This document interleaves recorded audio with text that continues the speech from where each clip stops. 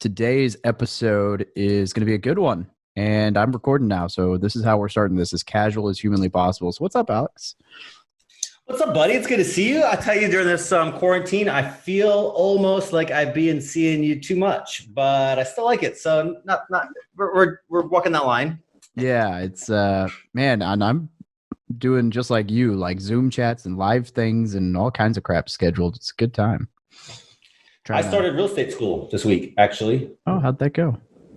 I like how you say real estate school and not like getting your license as an agent. So it sounds like you're taking just like this school to learn real estate because you don't know anything about it, which is super misleading, but I think it's hilarious.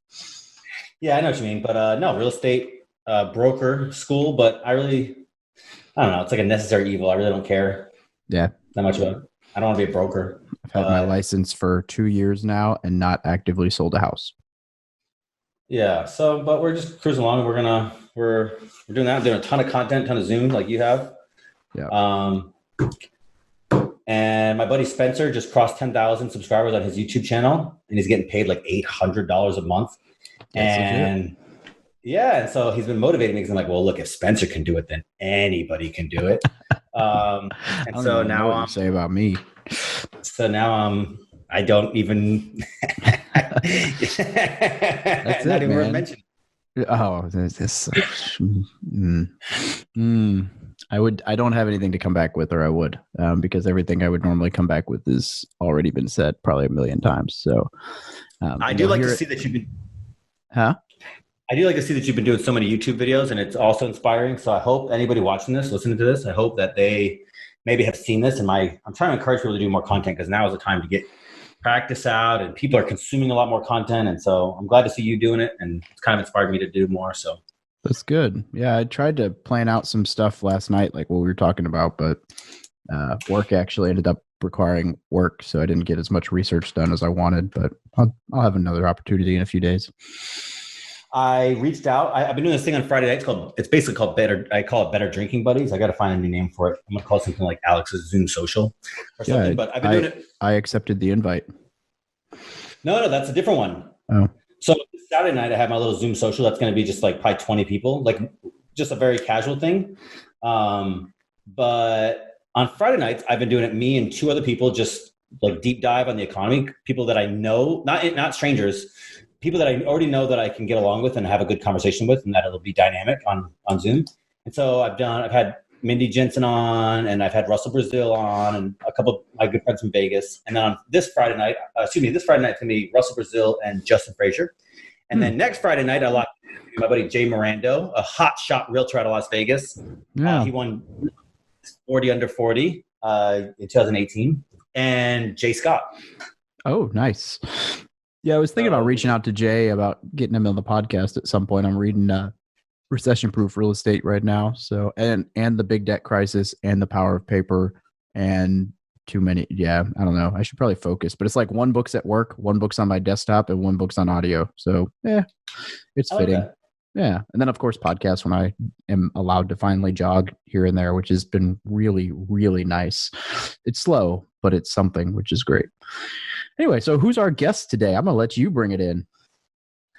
Our guest today, the one and only Scott Trent, CEO of BiggerPockets and the author of Set for Life. Yeah. It's going to be a good one. Dude.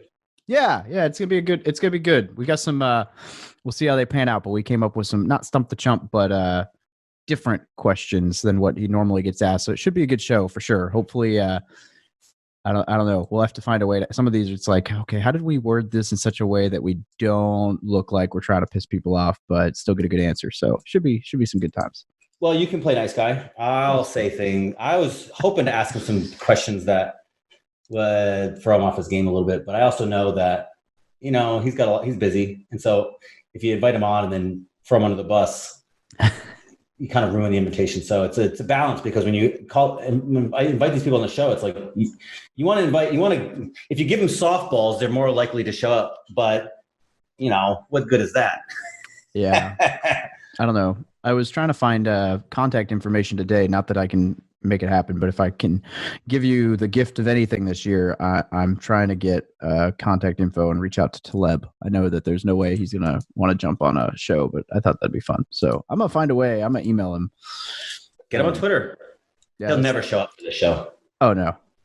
But he's been he's been doing stuff for Bloomberg, and I mean, we're basically the same thing.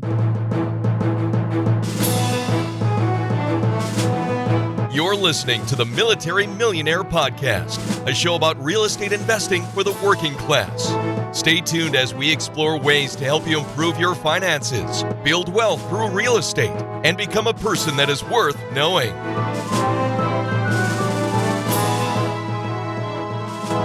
Hey guys, on this podcast we talk a lot about the roadblock to success for military members in getting started in real estate investing. For many of us, the barriers of time, location, and not having the right knowledge keep us from building wealth while serving our country.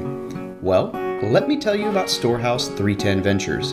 They get it. Storehouse 310 Ventures is owned by two active duty naval officers that love to make investing fun, lucrative, and have a passion for education, theirs and yours alike. They offer full turnkey rental properties in a market where the numbers make sense, Milwaukee, Wisconsin. Yes, Milwaukee, home to the almost 2018 division-titled Milwaukee Brewers, the well-known Miller Brewing Company, and a lot of delicious cheese. Storehouse 310's properties are fully renovated, leased, and have property management in place. Through their rigorous analysis and selection process, they do everything possible to ensure each rental property meets their high standards and offers fantastic returns. Storehouse 310s allows you to invest with confidence while you are living out of state. They have a network of lenders, insurance companies, contractors, a title company, and much more to serve you all along the way. There is absolutely no reason not to get started when you have the right teams and system in place. David and Stu, the owners of Storehouse 310, have been investing themselves for over 15 years. They are on a mission to help as many active duty, reserves, and military veterans create financial freedom through the power of real estate investing. They are honest, transparent, and they prioritize service and giving. They have even committed to give the first 10% of their profits to partner nonprofit organizations that support veteran causes. For more information about their program, send an email to podcast@storehouse310turnkey.com. Again, that is podcast@storehouse310turnkey.com. Tell David and Stu you heard about them through the Military Millionaire Podcast, and they will get you going down the right path. Hey, what's up, everybody? It's Dave from Military Millionaire, and I am here with Alex Felice and Mr. Scott Trench, the CEO of BiggerPockets and author of Set for Life. And as you can tell by our backdrops, if you're watching this on YouTube, all of us are quarantining, and Scott has a mattress for sale. So that's right. Yeah. Scott, welcome to the show, buddy. $6,000 or best offer. Thanks, guys. Well, I'm happy to be here. Well, I doubt that anyone on the show doesn't know who you are, but would you give us a quick intro about yourself, a little bit about your background? Sure, yeah. So I'm the CEO and president of BiggerPockets.com. I co-host the BiggerPockets Money podcast. I'm a big personal finance nerd. Really passionate about helping people build to financial freedom early in life, often through real estate, but really through whatever means necessary. I think that when you achieve financial freedom early in life, it enables you to go on to exploit your potential or maximize your potential in a way that's really positive for society. So I think it's a really good downstream effect that we're all as a community creating there. And then I've authored the book Set for Life, which is on a related topic there. Right on. Well, I am excited. So I first met Scott, and I don't know why I didn't even bring this. Oh, it's because I let Alex introduce you our little intro. I didn't even mention. Normally, Alex asks where I met people, and I would have said like on a random pillbox hike in Hawaii before you wrote a book, and I had any idea who you were. And instead, I let Alex introduce you, and I don't think that we said anything cool. So, but that is where we met, and you're a fellow rugger. That was it. That was what clicked, was that Scott and I both played rugby at one point in our life. And at the time he was coming off an injury, and I'm now broken. So I don't know that any of us play rugby. Well, no one plays rugby right now. We're all inside. But anyway, neither here nor there. It's been fun to get to know you over the last little while. And it's cool that we can all come together in our awesome homes. And talk. Yeah, well, it's great that now that we have nothing else to do at all, we can finally find time for each other. Dude, I'm going so deep into my Rolodex into people that I haven't spoken to in a long, long time. And I'm like, oh my God, I'm so glad I get to catch up with so-and-so. Yeah, the video chats have been great with old friends. It's been wonderful. Yeah. So, Scott, you mentioned that you're a finance nerd, and I'm curious how, since it's very applicable right now, is the current economic conditions, how badly is this going to affect the fire community? I've had a complaint or a criticism of the fire community with the dogma of the 4% rule, and how that doesn't really account for large variations, unexpected variations like sequence of return risk, like would be in this book right here, the Black Swan. There you go. Yeah. Hey, to be fair, you shared the video yesterday that this is not a Black Swan event and it was foreseeable. So I'm just going to throw that out there and mess up. It's not a Black Swan event, but this particular one isn't a Black Swan event. But my complaint with my criticism of the dogma of the fire community has been the 4% rule as a rule, and not as and a lot of they have the same problem that real estate investors have, is that many of them have only been successful since the crash. And so they have literally the turkey problem. They are misassessing the amount of risk because they haven't been exposed to it. So I say all that to say is, like, how do you think this is going to take a disproportionate hit to the fire community? Yeah. So I'll back up 1 second here. When I want to retire early, right, I need to amass a certain amount of wealth such that I can draw down on that portfolio indefinitely without running out of money. Right. So how much of that wealth can I draw down? Well, a bunch of smart people got together and they said, hey, if I have a portfolio of 50% bonds and 50% stocks, what is the safe withdrawal rate? How much can I withdraw each year from that portfolio without depleting my entire reserve over a 30-year period? Right. And that's where the 4% rule derives from. It's a study called the Trinity study, prior work from William Bengen. Right, I'm probably butchering his name. Right, I've only read it, but like these folks to study that, and when you look at how much you can withdraw, you can't like say, hey, my returns, my average return over the last 30 years has been 8%. Therefore, I can withdraw 8%, and I'm going to be fine. Right, you have to use a number that's much lower than the average return to avoid depleting your portfolio, to take into account this phenomenon called sequence of returns risk, right? It's a big fancy word for saying what happens if my portfolio drops immediately after I retire and I have to begin withdrawing from a smaller base right after that, right?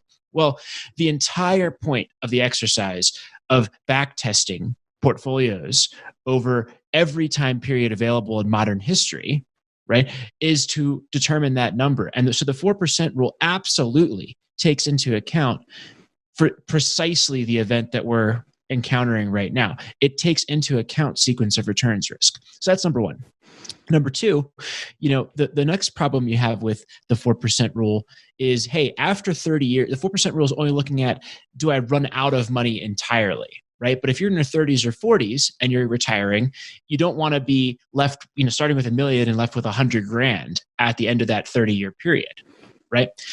So there's 2 subpoints that combat that, right? The first of which is the difference between 30 years in financial planning and infinity is not very large, just because of the way the math works, right? If you were to take a mortgage, for example, and you extend that payment, go from a 30-year to a 1,000-year mortgage, your payment doesn't really decrease by that much. It's almost exactly the same because you're paying almost all interest in the first series of payments anyways, right? So that's number one.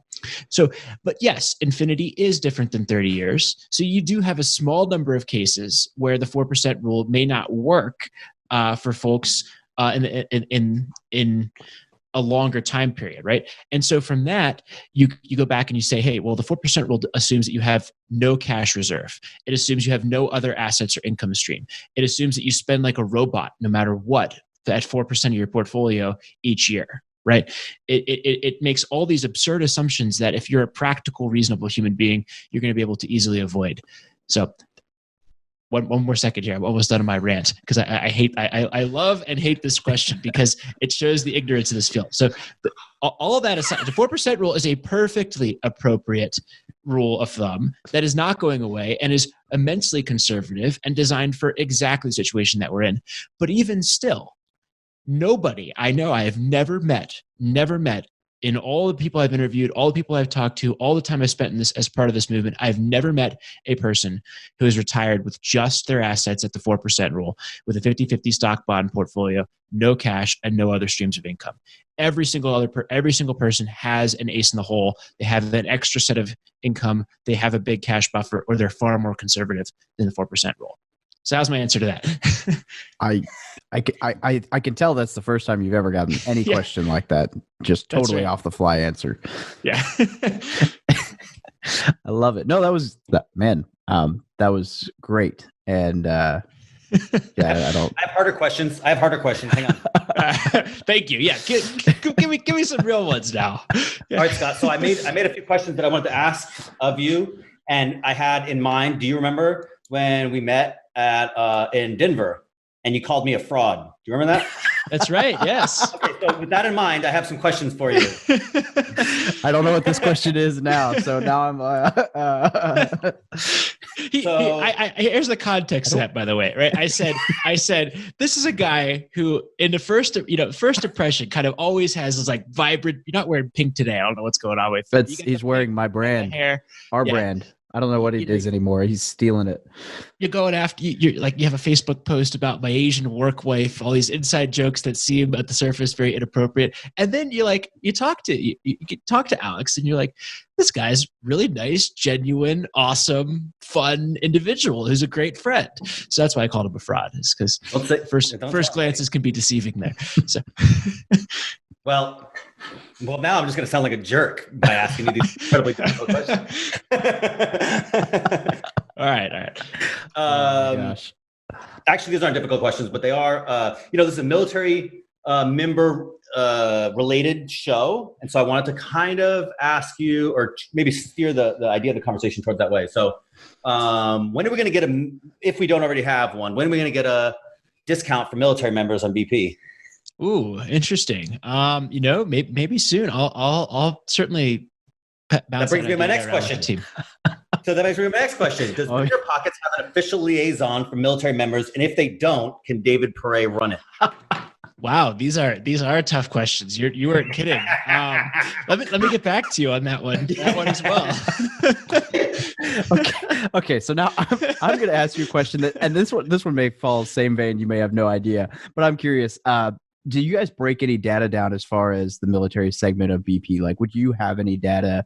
Because I'm curious. I would argue that I think the military is one of, if not the best job for investing in real estate, especially in a time like this, where if the market actually does tank, we're one of the most solid jobs out there as far as theoretically, I would say theoretically keeping your job, but the reality is that they just said, we're not letting you leave even if you want to. So it's not a complete stop loss, but they're threatening to bring people who got off or got out of the military in the last year back. So I'd say it's pretty secure. But we have a housing allowance and stuff. So if for whatever reason, like I texted my landlord yesterday and was like, don't worry, you got my rent forever. Like I'm not going to not get my rent allowance. So you're good. Which affords a lot of opportunities. I have a huge buffer if something goes south. So I'm just curious if BP's ever done any math to kind of pull the military segment out. I don't know why they would, but it'd be cool to see some of that data as far as like different occupations for investing. No, I have not polled the community, but I would be surprised if it doesn't reflect basically the military's involvement as a member of the general population in general. Our demographics really don't follow any job or demographic trends other than where the population goes, right? Our users do tend to skew in the higher end towards that income range, like $50,000 to $200,000 a year in income is pretty typical amongst our community. And we do skew heavily male, which I would bet the military does without knowing anything else. So I suppose that there probably is a good representation of military members in the community. Yeah. We certainly have a lot of anecdotal stuff on there. We've had a lot of active duty members or former military folks on the podcasts and around stuff. And we get continuous pressure to release a book on investing in real estate in the military. I may or may not have pitched that like 3 or 4 times. Well, here's the reason we haven't done that yet, right? We love the idea. We love serving that audience. We're just not sure how much different the investing in the military. Hey, we've read a book on real estate investing. Which parts of that do not apply then to a military specific audience? So that was really the reason why we were kind of like, hey, it all applies. The advantages you have in military, of course, are steady, very stable income, low down payment, VA VA financing options, and you're stationed often in some really good cash flow markets. You have the chance to be stationed in a handful of good cash flow markets at your service. So those are some big advantages, but wasn't sure how to parlay that into a full feature-length book, basically. No, and I agree. I'm still going to keep, hounding with different variations of the same idea until you tell me I'm insane. But no, I agree. In fact, I've actually gone a slightly different direction in the book that I'm working on for myself right now. So more military career and lifestyle focus than just real estate, but with real estate in there as well, just because I think there's, I guess similar train of thought. Yeah. Yeah, I think that it's interesting. When you say it like that, it makes really simple sense. And I wonder actually for military members, if the advice that, in my experience in military, the investing advice that most military members need, especially young ones, isn't what to do as much as it is what not to do. And so military members shoot themselves in the foot with financial decisions far more than, like, you have the stability. And so what they end up doing is they waste it because they're like, I got a paycheck in 2 weeks. I can literally live 100% of my income as debt or superficial expenses, knowing that there's almost no way to get fired from this. If you run out of money, the chow hall's still free, so you still got food, you still got room. Yeah. Well, I actually had the chance to go to the Naval Academy in 2018 and speak to the midshipmen about financial planning and basically how to pursue fire from a standing start in the academy. And there's a saying called spending like a sailor, right? And that's the problem that a lot of military folks run into is they go on, you have this free education, right? Or it's actually you get a stipend. So they get paid while they're in college, basically at the academy. And then they get a career starter loan, right? Well, what happens is some of the students they'll blow all the stipend and then they'll use the career starter loan to purchase really nice Xbox and gaming lair along with their pickup truck and whatever else it is, right? Yep. Then when they go into duty stations or even get deployed, they'll rack up a ton of pay and spend that all at once when they come back. And it's like, well, you can still have fun. You can still reserve a good portion of that. But as long as you're just pretty reasonable with this and have a plan, there's no reason you can't come out of a 5, 6, 7 year military career with a completely free education and a number of cash flowing assets in both stocks and real estate. So the main difference between what you said and the commissioned financial mistakes and what we enlisted guys do is that we have instead of the career starter loan at the 3% interest, we tend to think that the higher the interest rate, the faster the Mustang actually drives. So that seems to be kind of a trend. It's like, oh, well, mine's got 23% interest under the hood. What do you, that's unfortunately kind of a trend. And then we also do this thing called tattoos and terribly planned marriages. And those seem to be much more of an enlisted thing than an officer thing. So those are... Weren't we just saying how military members have a higher propensity or supposedly have a higher propensity to do well at investing? I said by these opportunity. Metrics? Opportunity. It's don't confuse the equal opportunity with the equal results. All right. Look. Hey, Scott, let me ask you a question about waking up early. Recently, I think a week ago or so, I heard something you saying. This is near and dear to me because I'm known to criticize the miracle morning, especially coming out of the military, right? Like, oh, really? Wake up early. Who knew? Except every farmer since the agricultural revolution 12,000 years ago. Wake up early, get stuff done. Who knew? And so I heard that you maybe feel a similar way about this. Is that correct? I heard you railing about waking up early. May or may not have told him about your very insightful article I read. I hate getting up early, and I can't stand people who say, "Hey, you have to get up early to be successful." Although, okay, good. No, hang on. Okay, good. In a completely unrelated news, a completely unrelated topic. Who's the keynote speaker for BPCON? Hal Elrod.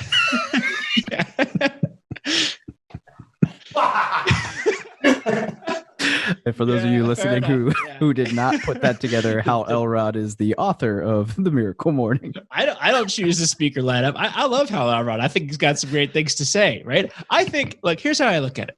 If you want to be successful, you got to do a number of things, right? You got to spend less than you make, right? You've got to read, you've got to network, you've got to exercise, get up early, whatever it is, right? It's pick 10 of the 15 things that you got to do, and you could ignore the other 5, right? So there's plenty of people out there who are wealthy, successful, helping lots of people who are very unhealthy, right? Just, fat, out of shape, whatever, right? You don't have to exercise or eat healthy, but these things all tend towards success. So I certainly don't disagree that waking up early and getting your whole day knocked out before everything else. Oh, whoopsies! Yeah, is a good way to go. Is a good way to be successful. But saying that you have to do it is absurd, and you don't have to do it, and I don't do it. And that works for me. I will tell you, as the guy whose alarm went well when I'm not quarantined and working 24 on, 48 off, when I'm working a normal routine, my first alarm goes off at 3:55 every day. And it's not because I want to be up at 4 a.m. It's because if I'm not up then, I don't have a chance to get anything done before I go to my day job. And I look forward to the day when that's not a requirement. And I may still wake up early. I mean, I probably will, but it won't be 4 a.m. every day. It'll be, I don't know, 6, whatever time it takes to get up and get my life moving before I drop kids off somewhere and then go to the gym. Well, you're going to really enjoy BPCON. Yeah. Well, so we got a speaker for you. Well, it's a good thing Alex is going to have to photograph the thing, so he'll be real up close and personal. I am really excited about BPCON, and I just like teasing you. That's all. Oh, I'm very excited as well. I think it's going to be great, and I'm looking forward to seeing how Railroad speaks. So I love everything about the guy. I am curious on the BPCON, and I don't know if this is something we're allowed to ask, but do you foresee everything still going as planned? We're continuing to plan it out. If BPCON has to get postponed, I am planning on getting married shortly after BPCON and weeks following. So, I'm hoping that the economy and travel and all that stuff opens back up, and I'm optimistic. So yeah, for now, we're still continuing to proceed as planned. Good. Yeah, you guys are like at that right time zone too, where it seems like it's October. My feeling of the world is that we'll be in some sort of normal. Look, it's right before the election, so I'm pretty sure things are going to be back to normal by then. There you go. Yeah, I don't know about normal, but well, some level of normal. Better. I'm planning on showing up at BPCON. Yeah. The world, the conferences aren't going to stop forever. It's not like air travel. Basically, air travel resumes. So yeah, absolutely. So I concur, and I'm glad that you guys are planning accordingly.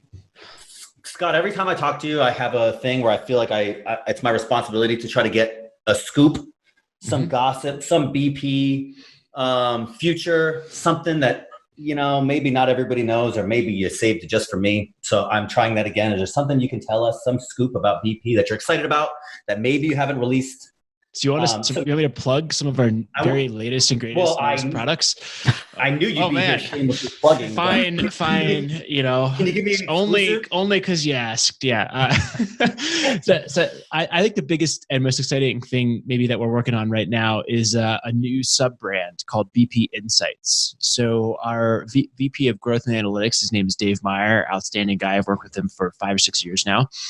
He is taking 2 massive databases, one with rental data for every property in the country, and then one with property data for every property in the country, right? And merging those together so that we can we are hoping to be able to do rents really, really, really well. And the idea was, we've been working on this for months, was to really build a suite of products that would help kind of be just part of that pro membership that we have, and allow you to kind of really estimate, make sure you're managing your property to the correct rents, those types of things.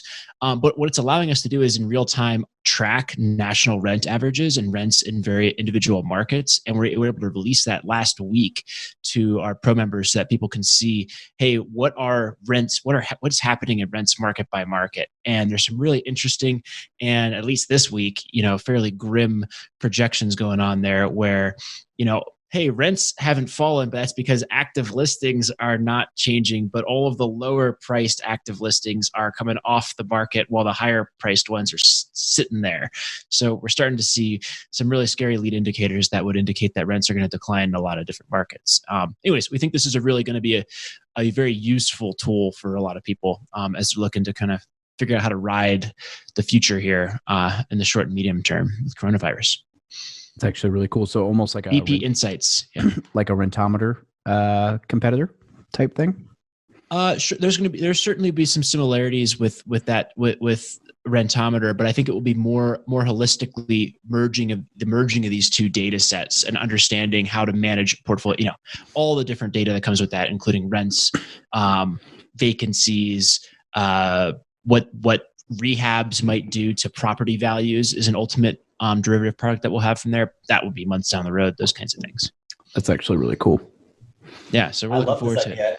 Yeah. And part of the problem that a lot of these companies have had with data, and I'm saying this as if I know, but I'm just guessing, but you obviously know better than me, but it seems like the big problem that these companies have is it's very easy to generalize and very hard to get specific, especially because real estate is so regional. And so I love the idea. You guys have, so much data on the investment side. So I really like this idea to see if we can kind of conquer some of those difficulties. Well, I think the power of data is in conjunction with the power of opinion, right? So I think will be really cool as we evolve this product is, hey, here's what the data says, and here's what 10 investors in that local market have to say about it, right? So, as we build this thing, some of our data is going to be wrong, right? The numbers might be too small in a local area, and they won't make any sense because we're generalizing with the rich area next door with the poor area, and merging into an average doesn't make sense for either, right? But our local investors in the forums will comment on that and tell us, and that will help us, I think, really build a really more practically useful and valuable data set over time and help people avoid mistakes where they're not just relying on opinion or just relying on numbers. They will rely on both. Well, you guys published an email. It might have been today, it might have been yesterday that I got it. I don't know. I was on duty, but that was talking about like kind of current market stats as far as like where the economy is and stuff. Mm-hmm. And I can't remember. I felt like I'd answered some of those questions. So it kind of looked like maybe it was like some of the data was pulled from a poll that you guys did. And I was thinking as I was reading it, I was like, man, this is brilliant because you guys have the single biggest, like aside from, obviously the census isn't going to do it, but like there's not really anyone out there who has a bigger audience to poll in regards to real estate from an investor standpoint. And I think that opens you guys up with a lot of really cool opportunities to collect data, opinionated or boots on the ground that just data itself wouldn't be able to collect. Yeah, one of my favorite examples of this is the LLC question, right? Everyone's got an opinion on whether they should use an LLC in the rental property, right? So what's the right answer? Well, I think the right answer is we poll our community, and there's a nice, beautiful pie chart, right? 40% use an LLC, 40% do not use an LLC, 15% use LLC on some properties and not others, and then 5% gave us really wacko answers. Right. And so, okay, great. That's the answer, right? Is smart people are using them at all different points, and there is no right answer. And all those people polled have reasons for doing it one way or the other. So, but that's the type of thing that I think we can do with this data as well, is just get the opinion and the data. Yeah. That assumes that 100% of the people you asked know what they're talking about. But you know what? The crowd can definitely be completely wrong, which is why you need the crowd's opinion and the polling there and the numbers. Yeah. So. I love that question too, because it's such and people do ask it that way, like what's the correct answer? And, the whole world is like this, right? It's like all gray. There's very few absolutes in the world. And so people go, what's the right answer? And I always say, I'm like, well, what exactly specifically are you doing, and what do you have, and what are you trying to accomplish? And so it's a very difficult. I like that question too, though. Should you get an LLC? Well, it's just remarkable how many people, when they're just getting started out, can't answer the question, what do you want? Right. And if you don't know what you want, you can't answer any of those downstream questions. Yeah. My favorite is when you see a post that's just like, hey, this is who I am. Where should I start? Like, please, if you're listening, do not come onto the BiggerPockets forums and tell everyone that you have $200,000 in cash and no plan, right? That is not a good strategy for any online community. I got a great investment for you, guaranteed 3% interest, only 6 points down with my name on it.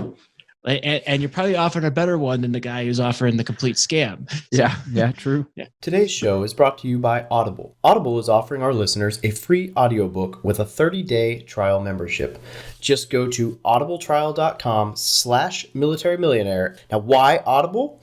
Audible content includes an unmatched selection of audiobooks, original audio shows, news, comedy, and more from the leading audiobook publishers, broadcasters, and entertainers. I listen to Audible every single day on my commute to and from work. Now, to download your free audiobook today, go to audibletrial.com/militarymillionaire. All right, Scott, another hard question. All right. This is a question I worry about. Do you think, how bad is this going to be on BP? No rents for 30, 60 days. Do you think there's any long-term ramifications? That my worry is that the rental market will not go back to normal for a very long time. You're starting to see an increase in tenant versus landlord ideology show up on the internet. These rent strikes and all these other things. And then for the last few months, there's been a lot of talk in the political debate about nationalized or statewide rent controls. And so I'm starting to worry that rentals will not be as lucrative going forward as in the past. Do you have any of those? Do you share any of those worries? And do you think that part of the user base of BP, and I'm sure it's probably obvious, right? Part of the user base from BP was because, the economy has been so hot for the last 10 years. And so every economy is up, every industry is up, right? So look, I can already tell you have your answer ready for me, you smirking. I got a lot of questions. I get this question a lot. So I'm sure you do. I'm sorry. Last couple of days. So I know I like it. So by hard question, we meant, do you like peanut butter or jelly? That's right. Me too. Yeah. Overrated. Anyway. You don't like peanut butter? Okay, you guys are both not my friends anymore. So the question is basically what's going to happen to real estate investors, the mom and pop little guys over the long term, right? Well, BP's primarily made up of beginners. Yeah, I would say we're about 55% newbies and 45% folks, 45% that own property of some type. Maybe 40%, and then 5% vendors like agents and lenders who are looking to serve that audience. So, okay, let's take a step back here. This is the economy is shutting down. So I don't know how specifically the coronavirus situation will play out, right? But in a recession in general, right, people lose jobs. Asset prices go down, and it becomes a relative game, right? Who wins in a recession as an investor? Well, the long-term buy and hold investor who plays the game for the very long term and experiences long-term appreciation of their stock or real estate or whatever other investments, right? Or the guy who put everything into cash and then buys low, right? Which is been time and again discussed as a completely impossible endeavor. Like nobody was predicting the coronavirus was about to happen and selling off their assets. Maybe a few people, but I haven't heard very many yet, right? So you look at that and you say, okay, great. In a recession, all asset prices decline. What is real estate going to get hit harder or less hard than stocks or alternative investments that people are purchasing, right? What are you going to do? You're going to invest in bonds. Well, bonds are at historic rate, all-time low rates, and they just went lower. So it was a good investment to invest in bonds recently, right? But who would have predicted that? The stock market dropped 30% between middle and end of March. Real estate prices haven't moved much. Right. And that's, I think, in a lot of markets, and that's largely because it's been such a hot seller's market and there's been so much competition for those properties that it hasn't caught up yet. So maybe you're starting to see the equivalent of prices dropping in the sense that instead of having 10 offers on a property, you're getting 1 or 2. Right. But that's not going to move the needle for prices. Things might sit a little bit longer. You're also entering buying season when there's going to be more inventory changing hands anyways. So it's kind of hard to tell. But I think one thing that is certain is that real estate prices and rent reductions will lag behind stocks. So you have this and you have, hey, is it going to eventually end up worse or eventually end up better? I don't know. But for the most part, real estate tends to not be as volatile as the stock market, not increase as rapidly, not decrease as rapidly. So you wonder if there's a long-term haven there for folks who are looking to diversify and have multiple investments in multiple things. So that's one. On the topic of tenants not paying rent in general, this I think is really overblown right now, right? Yes, a lot of, in order for a tenant to run out of money, right? A typical person here, first you have a job. Most people are still employed. Only 6 million people have filed for unemployment in the last couple of weeks. That's right. But that's still only like 10% of the workforce, right? So most of the workforce is still employed, right? Second, most people, when they get laid off, receive a either some sort of severance or paid out their PTO, right? Or other types of benefits at that point. Third, the government is expanding unemployment benefits. So all these people are eligible for unemployment. After that, everyone's getting a bailout check.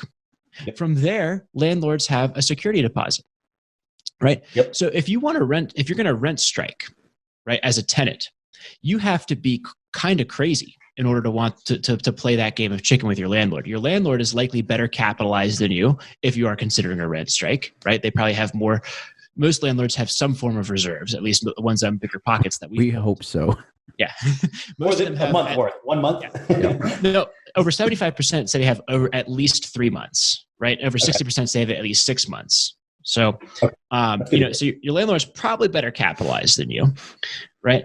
Second, you have to have the rent strike go on for more than a month, because if you don't have it go on for more than a month, the landlord's going to kick you out and take your security deposit. So you're not going to even get a cash advantage from your rent strike in that situation, right? And then third, the penalty for rent striking, right, in the end, if you lose, is the landlord will accrue late fees and back rent, evict, sue, and bankrupt you, which will make it very difficult for you to pay rent or to find a place going forward and get a lot of options in life. So I really don't see that as a likely reality. And, here we are on April 2nd recording this. We'll see how smart or dumb I look in coming weeks, but we're not seeing the horror stories yet from in a widespread sense. We're getting a couple of sensational ones here and there, but I think even if the tenants win, right? Even if they all band together, like there's a Reddit horror story of a 32-unit apartment building where all the tenants are not paying the landlord.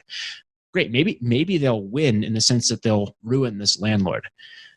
That landlord or his successor is going to then sue each and every one of them, bankrupt each and every one of them, right? If that's there, and they're all going to go down together. So it's not really a victory in the end either. So I think for those reasons, it's going to be unlikely you're going to see widespread rent strikes without at least government involvement. And that was and like you said, if they rent strike, and again, I'm just kind of asking these questions to poke more than I'm not actually that worried. But yeah, I mean, if my tenants all struck and they didn't pay May, I'll pay my rent, my mortgages, and keep moving on. By June, they got jobs again, most likely. So I'm not too worried about it in a grand scheme, but I was just curious if you had, if BP have you felt it in terms of pro memberships by chance? I mean, can I ask that?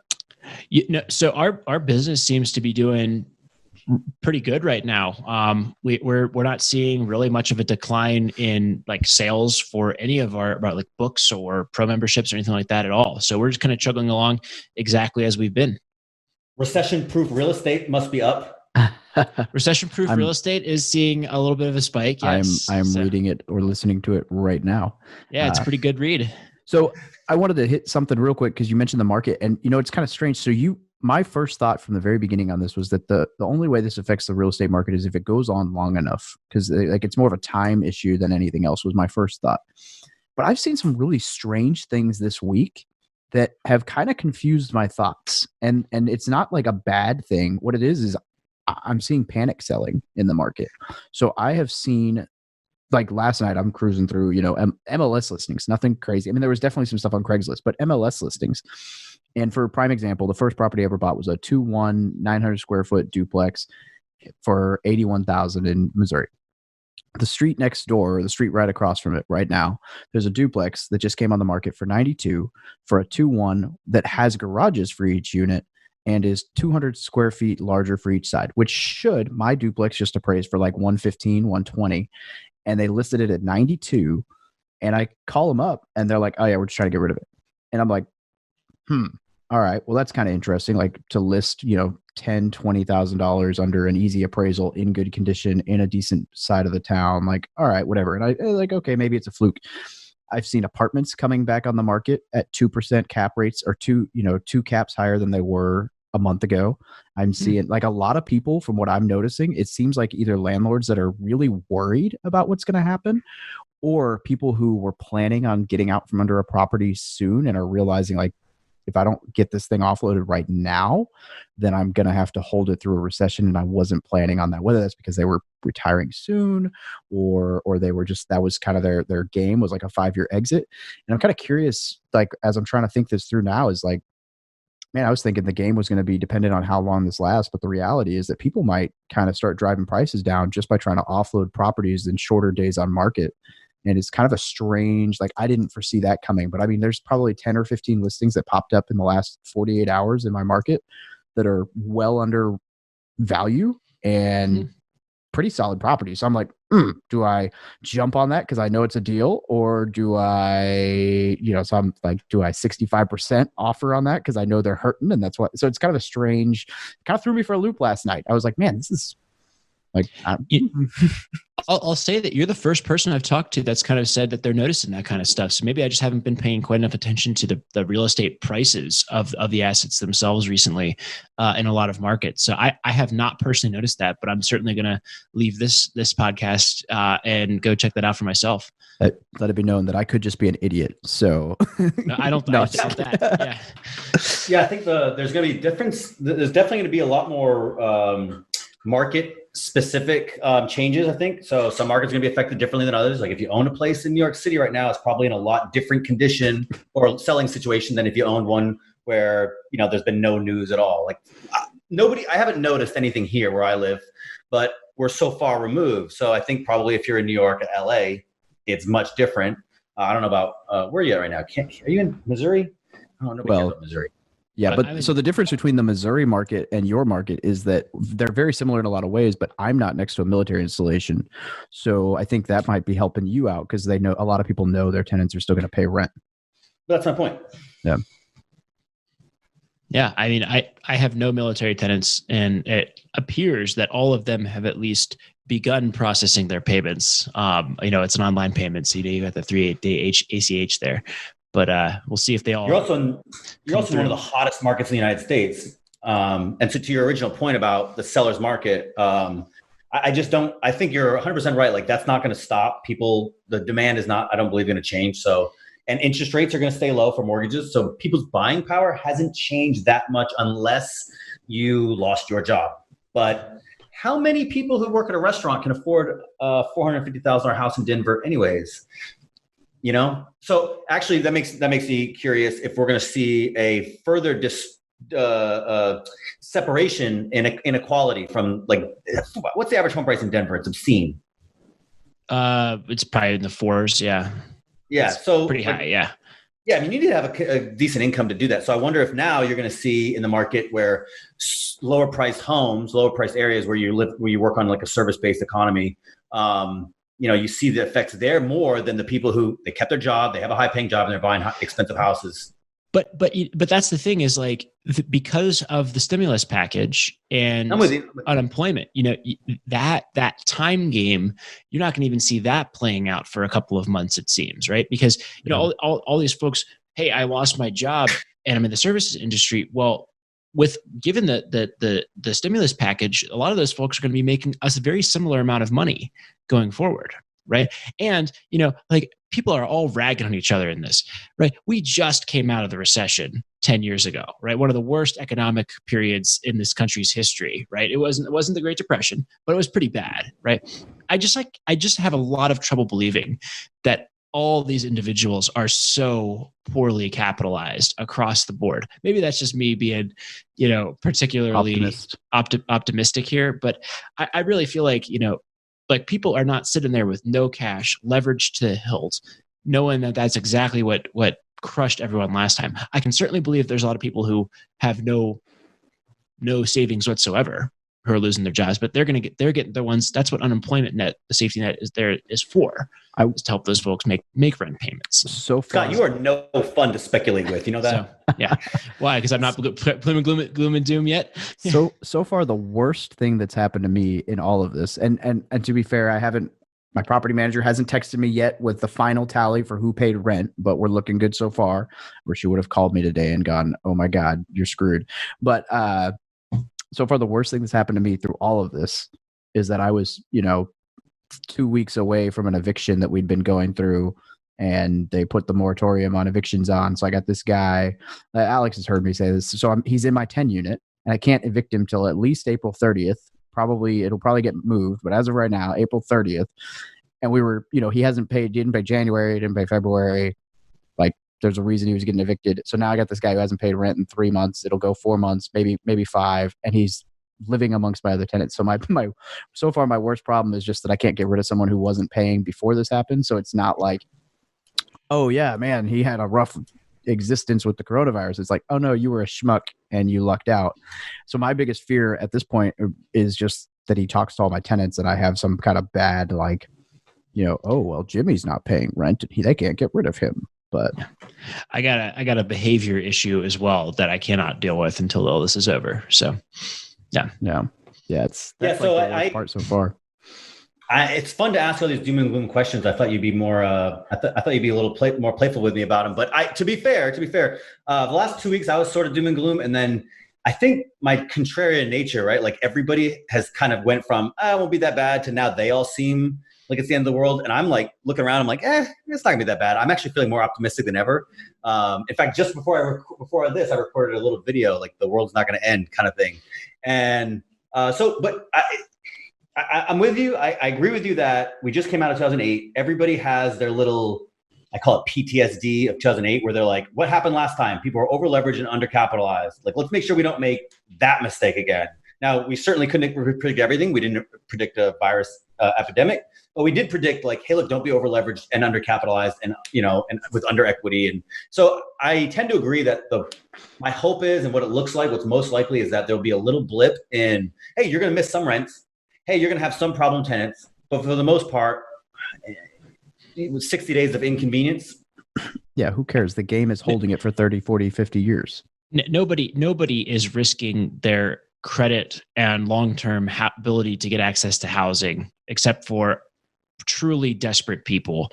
In the context of a rent strike, right? And then the other broad thing is, I'm sorry I'm not being playful enough here, Alex, but the other thing is when people can't pay, like, hey, someone did lose their job and had a big stroke of bad luck all at once in conjunction with coronavirus, they reach out to the landlord. The landlord is of course going to work with that person because we're all human beings in this, right? It's not like, oh, no matter what, it's due. It's usually if that's the response that a landlord is giving.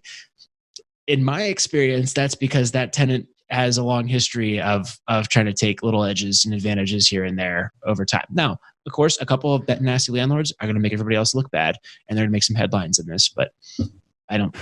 Yeah, I see common sense prevailing here. I just recommended to someone on BP on a forum, like, if I was you, I wouldn't want to be the guy. I won't go into the situation, but I was like, if I was you, I wouldn't want to be the guy with that headline in the newspaper as a landlord. Yeah. So yeah, it is definitely time to be careful with how you don't want to become, like I said, you don't want to be on a HuffPost. But with that said, Scott, and I tend to agree with you, even though I'm trying to bait you into being doom and gloom, I tend to agree with you that the world will be fine, especially in real estate. So is now a best time of any for people who are looking at the market going, hey, look, I've been screwing around, but now that I see all this, like now is the time to either A, capitalize on opportunity, or B, like maybe basically get started on how can I capitalize on the chaos? So is now the best time, as good a time as any, to start learning real estate?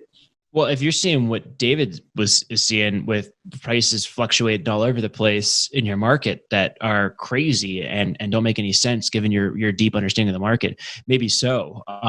Because I had not been seeing that or really was aware of that prior to this call, I've been thinking that pretty much most newbies are going to chill out for a couple of months and watch and wait, analyze a lot of deals and kind of learn what's going on there.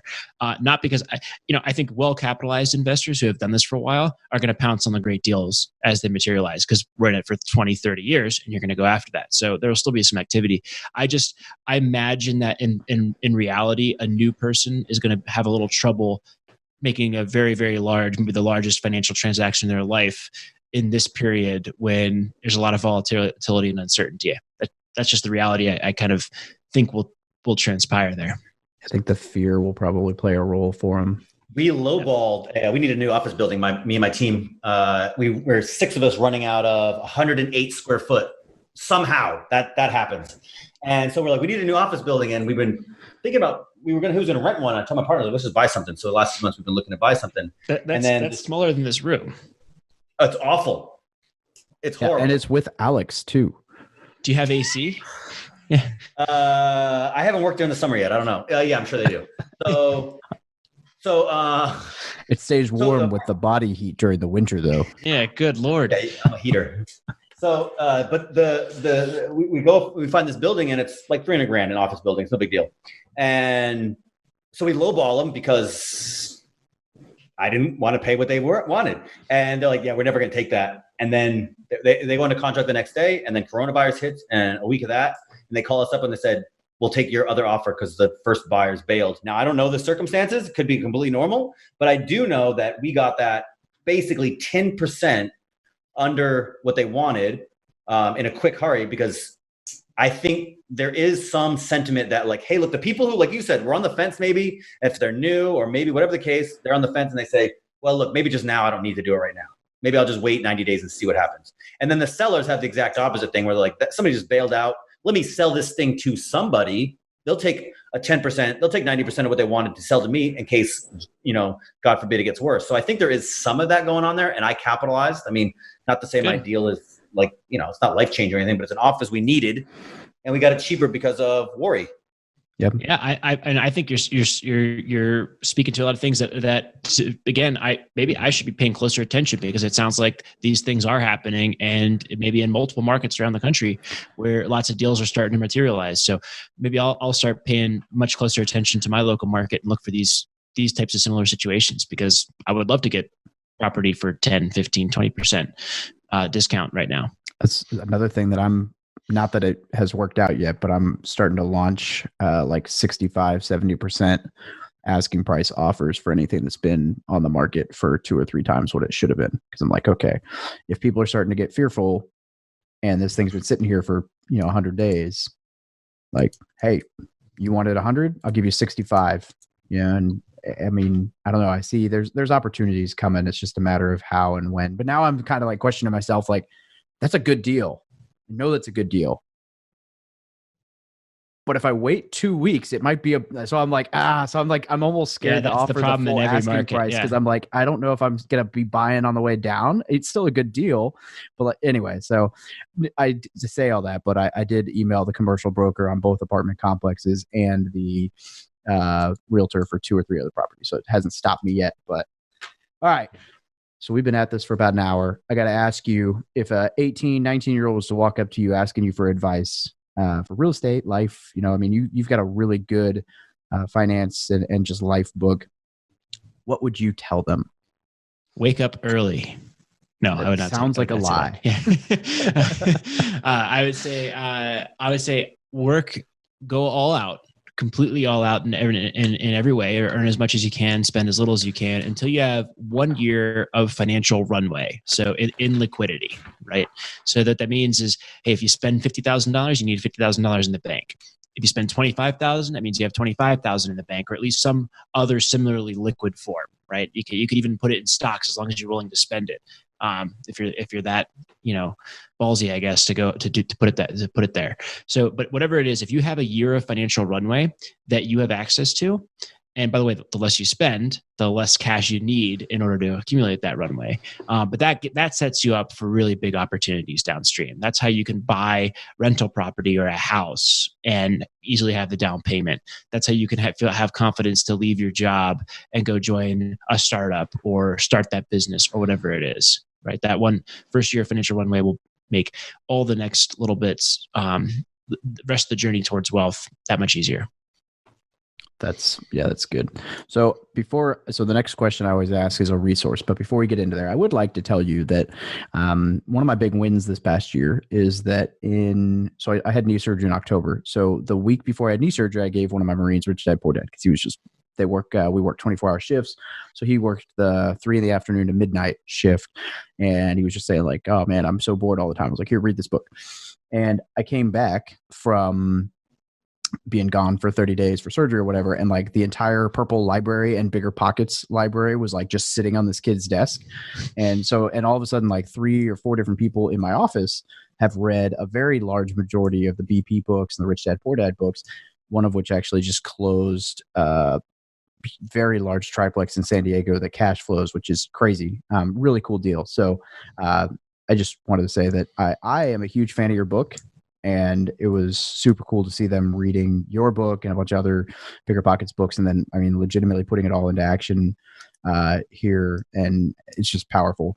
I also wanted to thank you for making me seem like a rock star, because today or yesterday, I was walking by and one of them was reading your book and I was like, oh, hey, I'm going to interview him on the podcast tomorrow. And it was, so thanks for letting me name drop you to make my Marine think I was a cool kid. But you are a rock star, right? No, but it was just cool. So anyway, I just wanted to say like, it's just cool because I love your book. Just because it's different than most personal finance books, which are pretty boring. But it just wanted to let you know, like, pretty cool to see that it's, I mean, people who generally aren't readers are going through you, and all the rest of BiggerPockets stuff is changing lives. So I'm glad they like it. Thank you. Yeah. Now, that being said, without shamelessly plugging your book that, I'm going to mention a million times, what is a resource, book, course, website, whatever, that you would recommend to anyone about finance or real estate or business or, Sure. So I'll go back to the original here and cite Mr. Money Mustache, right? This is the guy who kind of got all this stuff going. I kind of discovered it around 2012, 2013, right after I graduated college. His stuff is just as relevant as ever. And when you go back and read it, I've been going back and reading a little bit of it now. It's just so relevant and so perfectly preparing us for exactly this type of economic environment, or potentially a big recession, if that's what we are diving into. That's good. Yeah, I like his stuff. And last but not least, where can people get a hold of you? You can find me at BiggerPockets.com. You can just search in the bar for my name and reach out. Send me a PM there. You can email me at Scott@BiggerPockets.com. You can follow me on Instagram at Scott_Trench, or you can check out the BiggerPockets Money Podcast.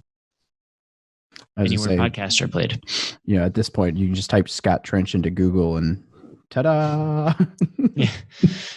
That's cool. So right on. Well, hey, Scott, thanks for giving us some time in your huge office to talk real estate today. Yeah, the second bedroom, and I still do have that mattress for sale at the end of the episode. So I'll be sure to. You should market it just like that. Like, here's a mattress for sale, has been slept on by Scott Trench. That's right. Yeah. Just make sure you put like some weights in the shape of a body, so it looks like you just. Like one of those commercials, like the foam commercials where you like, oh, it leaves an indent. That's Scott Trench's imprint on it still. There you go. Yeah. The stale trench is what we call it. Yeah. Oh, man. All right, guys. Have a great one. I'm going to stop this recording. Right. Thank you for listening to another episode about my journey from military to millionaire. If you liked it, be sure to visit FromMilitaryToMillionaire.com/podcast to subscribe to future podcasts. While you're there, we'd love for you to rate the show, give us a review on iTunes. Now get out there and take action.